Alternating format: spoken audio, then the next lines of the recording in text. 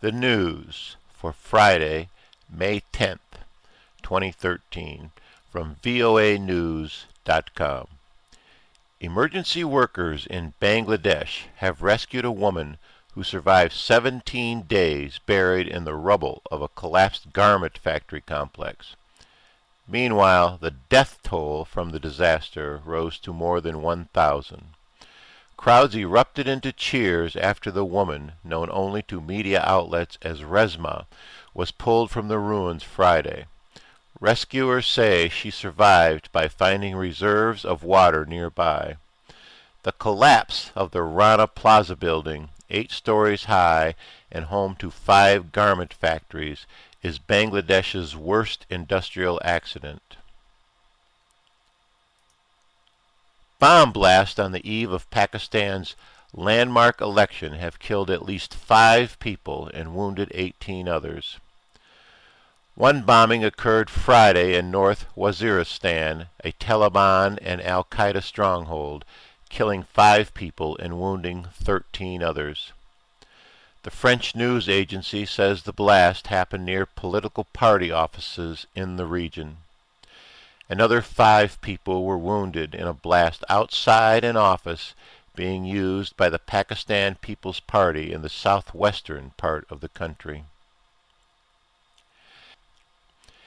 A senior U.S. State Department official says he has been demoted following his criticism of the Obama administration's handling of last September's attack on the U.S. mission in Benghazi, Libya. 4 Americans, including Ambassador Christopher Stevens, were killed. State Department officials say there has been no retaliation against Benghazi whistleblowers. Since his return to Washington following the Benghazi attacks, Gregory Hicks, the former deputy chief of mission in Libya, has told Congress he was punished professionally. Acting State Department spokesman Patrick Vendrell says that is not true. British Prime Minister David Cameron visits Russian President Vladimir Putin Friday for talks aimed at ending Syria's 2-year-long civil war. Cameron's meeting with President Putin comes amid a renewed international push for a resolution to the conflict that has killed at least 70,000 people.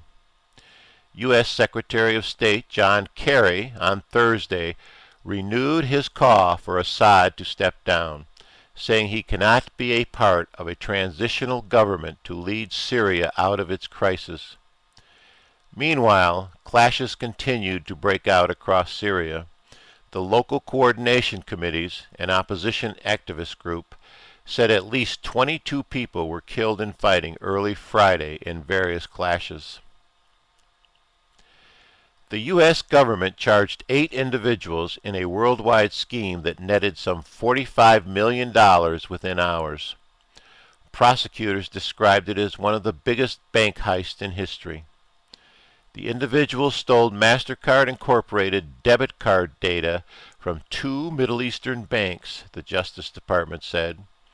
The information was used to make more than 40,500 withdrawals at automated teller machines in 27 countries, prosecutors said.